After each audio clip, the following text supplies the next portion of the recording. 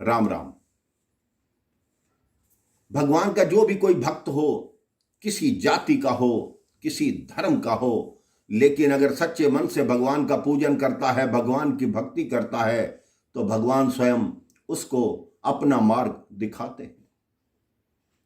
अफगानिस्तान में एक मुसलमान था जिसका नाम था रस खान। वह एक पान की दुकान पर पान खाने जाता था। उस पान की दुकान पर, जो एक हिंदू की दुकान थी, उस पर भगवान कृष्ण का एक सुंदर चित्र लगा हुआ था। छोटी सी सूरत, बांसुरी बजा रहे हैं जंगल में खड़े होकर, ऐसा चित्र था। जब रसखान पान खाने आया, उस पान वाले से पूछा कि ये बालक कौन है, ये चित्र किसका है। उस पान वाले ने बताया, ये चित्र श्याम का है, इनको श्याम सुंदर कहते हैं। तो उन्होंने कहा, इनकी माता का नाम क्या है? उन्होंने कहा, इनकी माता का नाम यशोदा है, पिता का नाम नंद है। तो रसखान ने बोला, इसकी मां ने इनको जंगल में छोड़ दिया, कितने नीचे कांटे हैं, फिर भी नंगे पैर हैं, इन्होंने जूती क्यों नहीं पहनी हुई? तो हिंदू दुकानदार ने मुस्कुराते हुए कहा, इनकी मां लापरवाही कर गई होगी, तुम पहना दो ना जूते। रसखान ने कहा, तुमने बहुत अच्छी बात कही, अब मैं ही इनको जूते पहनाऊंगा, लेकिन मुझे ये बताओ, ये रहता कहां है? उस पान वाले ने कहा कि ये तो वृंदावन में रहता है, भारत में।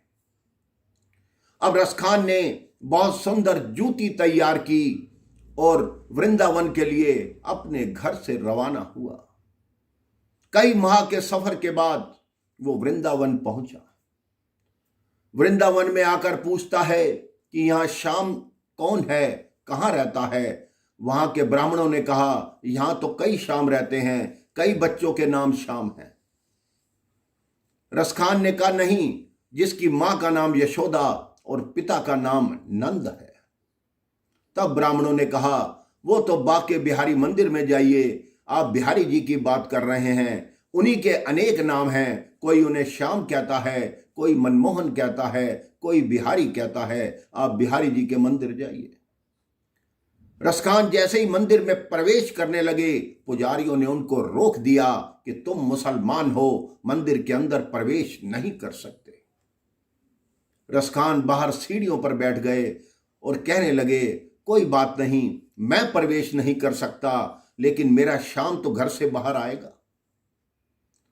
सुबह निकली, शाम निकली, रात्रि हुई, अर्धरात्रि बीत गई। वो सिर्फ एक ही बात कह रहे हैं कि मेरे श्याम कब आओगे, कब आओगे, कब आओगे। प्रातः 4 बजे का समय, जैसी मूरत रसखान के दिल में बसी हुई थी, वैसी मूरत एक छोटा सा बालक उनके सामने आकर बैठ गया और बोला, हाँ बताओ रसखान, मैं आ गया हूं। रसखान की आंखों से झरझर आंसू बहने लगे। उसने उस बालक को अपनी गोद में बिठाया। जैसे ही उनके चरणों को देखा, वो रोने लगे, फूट फूट कर रोने लगे। तो उन्होंने पूछा कि आपके पांव घायल क्यों हैं? तब कृष्ण जी ने बड़ा सुंदर जवाब दिया कि आपने जिस रूप की कल्पना की है, वो मेरा गोकुल का रूप है और ये वृंदावन है। आपके बुलाने पर मैं गोकुल से नंगे पांव भाग कर आया हूं, तभी मेरे पांव में कांटे चुभ गए। रसखान जी ने उनके चरण साफ किए, आंसुओं से उनके चरण धोए और उसके पश्चात वो प्यारी सी जूती पहनाई और कहा, वर मांगो, क्या मांगते हो? तब रसखान ने कहा, हे प्रभु, आपकी जो मोहनी मूरत है वो सदैव मेरे मन में बसी रहे, मैं आपका भक्त बन के रहूं। उस दिन के पश्चात रसखान भगवान कृष्ण के भक्त बन गए। आप कितने ही सवैये, कितने ही दोहे रसखान जी की लिखे हुए सुनते रहते हैं। प्रातः जब मंदिर खुला बाके बिहारी जी का, तो उन्हीं पुजारियों ने देखा भगवान जी ने वही जूती पहन रखी है जो उस मुसलमान के हाथ में थी। पुजारियों के आश्चर्य का ठिकाना नहीं रहा कि जब मंदिर बंद था, ताले लगे हुए थे, वो बाहर था, तो भगवान ने जूती कैसे पहनी। उस दिन के पश्चात रसखान का जीवन कृष्णमय हो गया और रसखान सिर्फ कृष्ण कन्हैया की जय, कृष्ण कन्हैया की जय, श्याम सुंदर की जय यही करते रहे। आप भी अपने मन से जब भी भगवान को सच्चे मन से पुकारेंगे, भगवान आपके समक्ष सदैव उपस्थित रहते हैं। केवल पुकारने की देर है। राम राम, जय श्री राम।